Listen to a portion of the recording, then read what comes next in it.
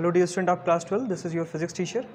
और आज हम लोग जो है अपने इस लेक्चर सीरीज़ को चैप्टर नंबर 5 हम लोग स्टडी कर रहे हैं, मैटर एंड मैग्नेटिज्म।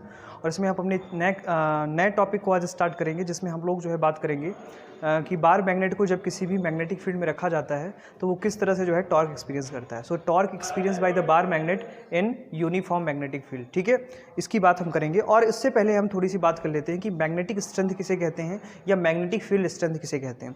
तो ये ऑलरेडी जो है आप चैप्टर नंबर 4 में डिस्कस कर चुके हैं, लेकिन यहाँ पर जो है और हम बातें करेंगे थोड़ा सा, ठीक है। सो हम बात करने वाले हैं that is magnetic field strength, ठीक है, जिसे हम क्या करते हैं, बी से रिप्रेजेंट करते हैं। और ऑलरेडी आप पढ़ चुके हैं कि मैग्नेटिक फील्ड या magnetic field strength, magnetic field को ही मैग्नेटिक फील्ड स्ट्रेंथ हम कह लेते हैं और कहते हैं कि the space around of an magnet, the space around a magnet is known as magnetic field, right. तो किसी भी मैग्नेट के चारों तरफ का वो स्पेस जहाँ तक कोई दूसरा मैग्नेट या दूसरा आयरन सबस्टेंस जो है फोर्स को एक्सपीरियंस करता है, उसे आप लोग क्या कहते हैं, उसे आप मैग्नेटिक फील्ड कहते हैं। ये आप पढ़ चुके हैं। और इसकी जो यूनिट होती है आप जानते हैं, इसे हम टेस्ला में मेज़र करते हैं। तो ये टेस्ला आता कैसे है, आप जानते हैं कि F = होता है ILB sin थीटा। तो यहाँ से ये निकल करके आता है। अगर B = लिख रहे हैं F upon right, B = F upon I and L, this will be Newton पर एम्पियर पर मीटर, ठीक है। तो न्यूटन पर एम्पियर पर मीटर को हम क्या कहते हैं, टेस्ला कहते हैं, ठीक है। This is known as the tesla, it is known as the tesla, ठीक है। तो 1 टेस्ला = कितना होता है बेटा, 1 न्यूटन पर एम्पियर पर मीटर, ठीक है। So this is the unit of the magnetic field और मैग्नेटिक फील्ड स्ट्रेंथ, ठीक है। इसको हम मैग्नेटिक फ्लक्स के फॉर्म में भी लिख सकते हैं, वेबर के फॉर्म में लिख सकते हैं, ठीक है। मैग्नेटिक फ्लक्स मैंने आपको बताया था 5B से रिप्रेजेंट करते हैं। Magnetic flux is the number of magnetic field lines link with the surface, right, ये आप जानते हैं। तो सिमिलरली यहाँ से जो ये टेस्ला है, Tesla is the unit of magnetic field. और इसकी जो छोटी यूनिट होती है या इसकी जो प्रैक्टिकल यूनिट होती है वो होती है गॉस, ठीक है। तो यहाँ से आप जान सकते हैं कि 1 टेस्ला = होता है बेटा 10⁴ गॉस, ठीक है। This is the relation between Gauss and Tesla, जहाँ पे गॉस जो है वो क्या है, प्रैक्टिकल यूनिट है, ठीक है। और जो है आप इस तरह से जो है मैग्नेटिक फील्ड को डिफाइन कर सकते हैं, ठीक है। तो अब ये इसके पहले भी मैंने यूनिफॉर्म मैग्नेटिक फील्ड की बात बताई थी। यूनिफॉर्म मैग्नेटिक फील्ड का मतलब हुआ कि जिसकी इंटेंसिटी हर पॉइंट पे सेम हो और उसकी डायरेक्शन भी क्या हो, सेम हो, ऐसे फील्ड को हम क्या कहते हैं, यूनिफॉर्म फील्ड कहते हैं। तो जब भी किसी एक बार मैग्नेट को आप किसी यूनिफॉर्म फील्ड पे रखते हैं तो एक जो है वो टॉर्क एक्सपीरियंस करता है और उस टॉर्क की वजह से क्या करता है, वो मूवमेंट करने लगता है, ठीक है। जैसे कि आपने इलेक्ट्रिक डायपोल पढ़ा था, वैसे ही यहाँ पर हम लोग जो है मैग्नेटिक डायपोल की बात करेंगे। और मैग्नेटिक डायपोल को जब किसी मैग्नेटिक फील्ड में रखेंगे तो ये एक टॉर्क एक्सपीरियंस करेगा और उस टॉर्क की वजह से क्या करेगा, वो रोटेट करने लगेगा, ठीक है। सो हम लोग देखते हैं कि what happen when an bar magnet is placed in a uniform magnetic field, ठीक है। So let us discuss that. Torque experienced bye bar magnet in uniform magnetic field, ठीक है। किसी यूनिफॉर्म मैग्नेटिक फील्ड में अगर किसी बार मैग्नेट को रख दिया जाए तो वो किस तरह से जो है फोर्स को एक्सपीरियंस करेगा और किस तरह से उस पर एक टॉर्क क्रिएट होगा और उस टॉर्क की वजह से वो रोटेट करने लगेगा। सो यहाँ पर ध्यान से समझिए कि हमारे पास एक यूनिफॉर्म मैग्नेटिक फील्ड है, ये हमारे पास यूनिफॉर्म मैग्नेटिक फील्ड है। लेट अस कि इधर की तरफ जो है यूनिफॉर्म मैग्नेटिक फील्ड आप कैसे प्रोड्यूस करेंगे, इधर की तरफ आपने नॉर्थ पोल रख दिया, इधर की तरफ आपने साउथ पोल लगा दिया, मैग्नेट का परमानेंट मैग्नेट लगा करके आपने फील्ड क्रिएट कर लिया। यहाँ पर एक बार मैग्नेट इस तरह से प्लेस्ड है, एक रेक्टेंगल शेप मैग्नेट जो है वो बार मैग्नेट कहलाता है। और इस पर ये पॉइंट्स हैं, ये साउथ पोल है और ये क्या है, नॉर्थ पोल है, ठीक है। इसकी जो इंटेंसिटी है वो m है और इसकी भी जो इंटेंसिटी है वो क्या है, m है। दोनों का मैग्नीट्यूड सेम है, जहाँ पे m क्या है, magnitude of the north pole and south pole. अब देखिए नॉर्थ पोल और साउथ पोल क्या होते हैं, इसको मैंने पिछले लेक्चर में आपको समझा रखा है कि नॉर्थ और साउथ पोल जो होते हैं ये किसी भी मैग्नेट के कॉर्नर पर वो पॉइंट होते हैं जहाँ पर इनकी इंटेंसिटी सबसे ज़्यादा होती है, मतलब इनकी अट्रैक्शन और रिपल्सन की पावर जो होती है उस पॉइंट पे सबसे ज़्यादा होती है, इसी वजह से उसको हम पोल कहते हैं। और उसकी इंटेंसिटी को मेजर करने के लिए एक क्वांटिटी बनाते हैं जिसे हम कहते हैं strength of the magnet, that is known as the small M. इसको हम किससे रिप्रेजेंट करते हैं, स्मॉल एम से रिप्रेजेंट करते हैं। तो आप देखिए ये नॉर्थ पोल है और ये साउथ पोल है, तो साउथ साउथ क्या करते हैं, अट्रैक्ट करते हैं, और नॉर्थ नॉर्थ क्या करते हैं, रिपेल करते हैं। तो अगर देखिए ये नॉर्थ है और ये साउथ है, तो इस पर लगने वाला फोर्स किधर की तरफ लगेगा, इधर की तरफ, और इस पे लगने वाला फोर्स किधर की तरफ लगेगा, इधर की तरफ लगेगा। ठीक है, तो ये एक फोर्स इधर की तरफ काम कर रहा है, एक फोर्स इधर की काम कर रहा है, ये इसका सेंटर है। इसके बीच की डिस्टेंस आप 2l मानते हैं, आप जानते हैं इसे हम मैग्नेटिक लेंथ कहते हैं। तो बिल्कुल से डाइपोल की तरह इसके बीच की भी लेंथ हम क्या मान लेते हैं, 2l मान लेते हैं, और इसके बेसिस पे हम आगे की बात करते हैं। ठीक है, अब यहाँ से अगर इस पॉइंट को इस पॉइंट से मैं यहाँ पर एक परपेंडिकुलर इस तरह से ड्रॉ कर दूँ और इसको इस पॉइंट से मिला दूँ, तो ये जो एंगल बना, ध्यान से समझिएगा, ये जो एंगल बना this is known as the theta. इसके एंगल को हम क्या कहेंगे, थीटा कहेंगे। तो यहाँ पे देखिए ये जो एंगल बना इसे हम क्या कहेंगे, थीटा कहेंगे, राइट। अगर ये थीटा होगा तो ये भी थीटा होगा, दिस वन, ये भी क्या होगा, थीटा होगा। अब यहाँ से हम जो है ये परपेंडिकुलर डिस्टेंस को क्या कर लेते हैं, फाइंड कर लेते हैं। ये जो परपेंडिकुलर डिस्टेंस है तो ये डिस्टेंस 2l है, हमें ये डिस्टेंस फाइंड करनी है, तो ये क्या आ जाएगा बेटा, आ जाएगा 2l साइन थीटा। तो अगर मैं यहाँ से परपेंडिकुलर डिस्टेंस फाइंड करता हूँ तो ये वैल्यू आ जाएगी 2l साइन थीटा। तो ये 2l साइन थीटा हो गया, इसको आप o मान लीजिए। तो SNO, तो NO जो हो गया वो क्या हो गया, परपेंडिकुलर डिस्टेंस हो गया। तो आप देख रहे हैं कि इस पे दो इक्वल और अपोजिट फोर्सेस काम कर रहे हैं। तो ये इक्वल और अपोजिट फोर्सेस कैसे काम करेंगे, तो ये फोर्स इक्वल टू क्या होता है, m इंटू बी होता है। फोर्स इक्वल टू क्या होता है, m इंटू बी। ठीक है, m into B, M B sine theta होता है, तो यहाँ पे m इंटू बी, इधर भी क्या होगा, एम बी। ठीक है, तो लगने वाला फोर्स जो होगा एम बी होगा। जैसे वहाँ पे आपने क्यू भी पढ़ा था, वैसे ही नॉर्थ पोल पर जो मैग्नेट पे जो फोर्स काम करेगा वो क्या होगा, m इंटू बी होगा। मतलब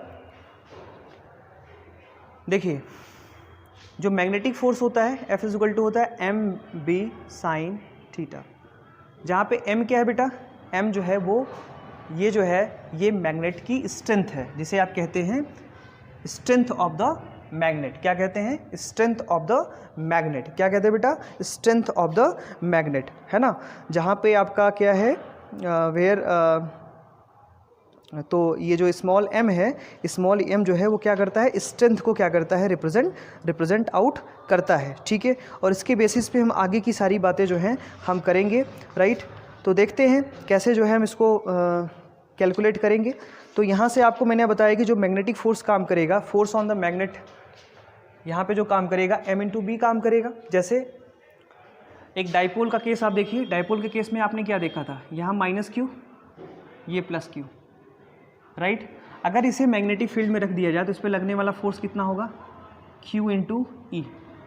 ठीक है, सिमिलरली जहाँ पे Q क्या था, charge over the opposite poles, ये नेगेटिव पोल है, ये पॉजिटिव पोल है, यहाँ पे Q मैग्नीट्यूड है, तो ये मैग्नीट्यूड है, देखो ध्यान से समझो, Q जो है मैग्नीट्यूड है। अगर मैग्नीट्यूड को इसके फील्ड से मल्टीप्लाई कर दिया जाए तो आपको क्या मिल जाता है, आपको फोर्स पता चल जाता है।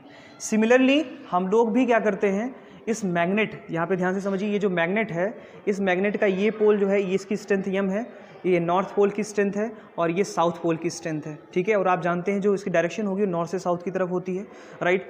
तो अगर इसकी स्ट्रेंथ m है और इसको अगर इसके मैग्नेटिक फील्ड से मल्टीप्लाई कर दिया जाए, एक्सटर्नल फील्ड में रखा हुआ है, तो हमें क्या पता चल जाएगा, मैग्नेटिक फोर्स पता चल जाएगा। ठीक है, तो हम ये कह सकते हैं कि the force experience by the north pole is m into B, और इसके द्वारा जो फोर्स एक्सपीरियंस किया जाएगा वो भी क्या होगा, m इंटू बी होगा, but they are in the opposite direction. So linear force over that is 0, क्योंकि सेम डायरेक्शन में इक्वल अमाउंट में फोर्स काम कर रहा है, इसलिए लीनियर फोर्स क्या हो जाएगा, 0 हो जाएगा। मेरी बात आप समझ पा रहे होंगे। अब हम क्या करते हैं, इस पर टॉर्क निकालते हैं। तो टॉर्क का एक्सप्रेशन आपको पता है, टॉर्क इज इक्वल टू होता है force either of the force multiplied by perpendicular distance. ठीक है, अगर परपेंडिकुलर डिस्टेंस को हम आइदर ऑफ द फोर्स से मल्टीप्लाई कर दें तो हमें क्या पता चल जाएगा, टॉर्क पता चल जाएगा। अब देखिए टाउ इज इक्वल टू क्या आ जाएगा, आइदर ऑफ द फोर्स, मैंने अभी आपको बताया कि इसका मैग्नीट्यूड कितना है, एम बी है, तो मैंने लिख लिया m into B multiplied by perpendicular distance कितना है, 2l sine theta, this is the 2l sine theta, ठीक है। अब हमने m2l को एक साथ ले लिया, tau is equal to m into 2l, right, और यहाँ से आ गया b साइन थीटा। ये बिल्कुल से वैसे ही है जैसे आप लोगों ने इलेक्ट्रिक डायपोल में पढ़ा था। इलेक्ट्रिक डायपोल में जो बातें आपने पढ़ी थी बिल्कुल से वैसे ही हम लोग क्या कर रहे हैं, यहाँ पर आइडेंटिफाई कर रहे हैं और चीज़ों को निकाल रहे हैं, ठीक है। अब किसी भी बार मैग्नेट का, मैंने आपको बताया था, किसी भी बार मैग्नेट का मैग्नेटिक डायपोल मोमेंट क्या होगा, तो magnetic dipole moment the strength of the magnet m and the distance between them 2l, ठीक है। so this is the magnetic dipole moment of a bar magnet, that is m is equal to small m into 2l, जहाँ पे small m क्या है, it is the strength of the pole, किसी एक particular पोल की क्या है, strength है। इन दोनों की स्ट्रेंथ एक जैसी होगी बट क्या होंगे, ए अपोजिट नेचर के होंगे, ठीक है। तो मैं इसको क्या लिख सकता हूँ, m लिख सकता हूँ। तो यहाँ से आ गया tau is equal to M B sine theta. So this is the expression of torque experience by the bar magnet when it is placed inside a uniform magnetic field. जब ये यूनिफॉर्म मैग्नेटिक फील्ड में रखा जाता है तो एक torque experience करता है और उसकी जो वैल्यू होती है वो होती है M B sine theta, right. अब इसे अगर मैं वेक्टर फॉर्म में लिखूं तो आप देख रहे हैं साइन आ रहा है, इसका मतलब ये क्रॉस प्रोडक्ट होगा। तो मैं इसे लिख सकता हूं tau, vector of tau is equal to, जहाँ पे टाउ टॉर्क है, m जो है वो मैग्नेटिक डायपोल मोमेंट है और b जो है वो मैग्नेटिक फील्ड है। इसका मतलब ये तीनों आपस में एक दूसरे के क्या होंगे, म्यूचुअली परपेंडिकुलर होंगे। कौन कौन, टाउ, m एंड b, ठीक है। इतनी बात समझ में आ गई होगी आपकी। अब यहाँ से स्टेबल और अनस्टेबल इक्विलिब्रियम की बात आती है। तो मैंने आपको बताया था अगर साइन की वैल्यू 0 रख दी जाए तो वैल्यू पूरी की पूरी 0 हो जाएगी। तो टॉर्क 0 है, इसका मतलब वो स्टेबल कंडीशन में होगा, स्टेबल इक्विलिब्रियम में होगा। और अगर यहाँ पे थीटा की वैल्यू 180 रख दी जाए तो इस कंडीशन में क्या होगा, ये ये अपोजिट डायरेक्शन में होगा, लेकिन टॉर्क की वैल्यू तो 0 होगी। इस सिचुएशन में भी ये क्या होगा आपका, this is a unstable condition. तो जब 0 होगा तो यहाँ पे स्टेबल होगा और जब ये 180 होगा तो अनस्टेबल होगा। इतनी बात आपको मैंने डायपोल वाले केस में भी बताई थी, सेम चीज़ यहाँ पर है, इसको आप समझ रहे हैं। इसके बाद इसमें आता है कि मैक्सिमम ये फोर्स, ये जो मैग्नेट यहाँ पर प्लेस किया गया है, ये मैक्सिमम फोर्स कब एक्सपीरियंस करेगा, तो मैक्सिमम फोर्स तब एक्सपीरियंस करेगा जब यहाँ पे थीटा की वैल्यू क्या होगी, 90 डिग्री होगी। जब इस मैग्नेट को आप बिल्कुल से मैग्नेटिक फील्ड के साथ 90 एंगल बनाते हुए रखोगे, उस सिचुएशन में ये मैक्सिमम एंगल क्या करेगा, मैक्सिमम फोर्स क्या करेगा, एक्सपीरियंस करेगा। तो अगर मैं कहूँ कि टाउ मैक्स, इसमें केसेस क्या क्या निकल के आते हैं, पहला तो स्टेबल इक्विलिब्रियम का निकल के आता है। स्टेबल कब होगा, जब थीटा इज इक्वल टू क्या होगा, 0 होगा। और अनस्टेबल क्या होगा, अनस्टेबल इक्विलिब्रियम कब होगा बेटा, जब थीटा इज इक्वल टू क्या होगा, 180 डिग्री। दोनों में टाउ की वैल्यू 0 हो रही है ना, तो टाउ की वैल्यू 0 है, इसीलिए भी इक्विलिब्रियम कंडीशन कह रहे हैं। लेकिन स्टेबल और अनस्टेबल का मतलब कहाँ से आएगा, थीटा। स्टेबल का मतलब मैंने आपको समझाया था कि अगर किसी भी बॉडी की लोकेशन में चेंज किया और फिर से अपनी वो लोकेशन में आ गया तो ये क्या कहलाता है, स्टेबल इक्विलिब्रियम। और मान लीजिए एक बॉडी ऐसे थी, हमने उसको छोड़ा और ये जाकर के ऐसे रुक गया, तो इनिशियल पोजीशन में नहीं आ पाया, लेकिन नेट फोर्स इस पे 0 है, नेट टॉर्क 0 है, तो इसे हम कहेंगे स्टेबल अनस्टेबल इक्विलिब्रियम। तो स्टेबल और अनस्टेबल। और मैक्सिमम टॉर्क कब एक्सपीरियंस होगा, और मैक्सिमम टॉर्क होगा कितना, mb, राइट। और ये mb क्या होगा, मैक्सिमम टॉर्क एक्सपीरियंस करेगा जब थीटा इज इक्वल टू क्या होगा, 90 डिग्री। साइन 90 की वैल्यू 1 होती है, तो ये वैल्यू यहाँ से निकल करके आ जाएगी। तो ये 3 इंपॉर्टेंट केसेस हैं जो आपको पता होने चाहिए और अच्छे से ये समझ में आपके आना चाहिए, ठीक है।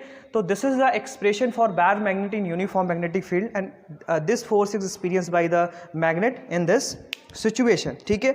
अब यहाँ से हम लोग जो है मैग्नेटिक डायपोल मोमेंट की यूनिट क्या कर सकते हैं, बना सकते हैं, क्योंकि यहाँ से हमें पता है कि tau is equal to M B sine theta. अभी तक हम लोगों ने यूनिट नहीं बनाई है, तो हम देख लेते हैं कि मैग्नेटिक डायपोल मोमेंट की यूनिट किस तरह से बनाई जा सकती है, ठीक है। तो अगला टॉपिक हमारा रहेगा, that is the unit of the magnetic dipole moment. So let we see that is unit of the magnetic dipole moment, ठीक है, unit of the magnetic dipole moment. तो यहाँ से हम इस एक्सप्रेशन को देख सकते हैं, क्या देख सकते हैं, आपको पता है कि tau is equal to M B sine theta. तो यहाँ से हम m इज इक्वल टू लिख सकते हैं tau upon b sign theta, ठीक है। और साइन थीटा की वैल्यू 1 कब होगी, जब थीटा की वैल्यू क्या होगी, थीटा की वैल्यू बेटा किसके बराबर हो जाएगी, 1 के बराबर हो जाएगी, मतलब थीटा इज इक्वल टू 90 के बराबर हो जाएगी। तो देखो टाउ को किस में मेजर करते हैं, टाउ को मेजर करते हैं न्यूटन मीटर में, ठीक है, क्योंकि फोर्स इनटू परपेंडिकुलर डिस्टेंस होता है। और मैग्नेटिक फील्ड को किस में मेजर करते हैं, टेस्ला में मेजर करते हैं।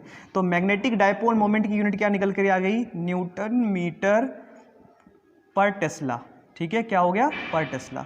तो न्यूटन मीटर पर टेस्ला क्या हो गई, इसकी यूनिट हो गई। ठीक है, आई होप इतनी बात आपके समझ में आ गई होगी और आप समझ भी रहे होंगे। ठीक है, तो इस तरह से हमारा ये टॉपिक कंप्लीट होता है। अगले टॉपिक में हम लोग बात करेंगे how a bar magnet is behave like अ सोलोनाइट, कि सोलोनाइट और बार मैग्नेट में क्या रिलेशन है और ये एक दूसरे के कैसे जो हैं प्रोपोर्शनल होते हैं और किस तरह से ये आपस में क्या करते हैं, कोरिलेट होते हैं।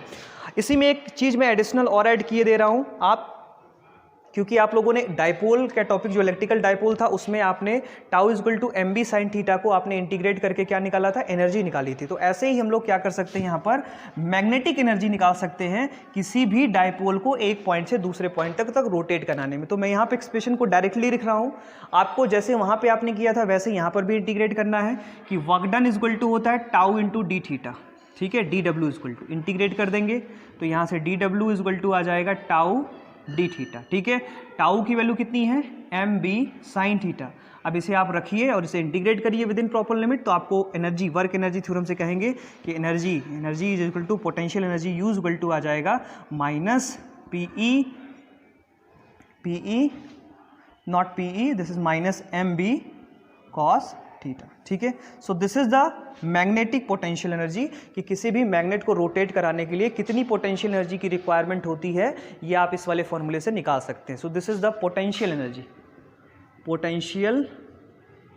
तो ये पोटेंशियल एनर्जी का क्या है, एक्सप्रेशन है, जो आप क्या कर सकते हैं, इस फॉर्मूले से tau is equal to M B sine theta को इंटीग्रेट करके निकाल सकते हैं। तो एक बार आप डाइपोल वाला टॉपिक देखें और फिर इसको इंटीग्रेट करके ये वाली वैल्यू क्या करें, फाइंड आउट करें। ठीक है, तो इस तरह से आपका ये टॉपिक कंप्लीट होता है। और इसमें एक चीज़ और कि थीटा इज इक्वल टू जब 0 होगा और थीटा इज इक्वल टू 90 होगा और थीटा इज इक्वल टू 180 होगा, तो पोटेंशियल एनर्जी कैसी होगी ये आप जानते हैं, कॉस 0 की वैल्यू। तो थीटा इज इक्वल टू जब 0 होगा तो उस कंडीशन में आपको maximum U is equal to minus M B मिलेगा।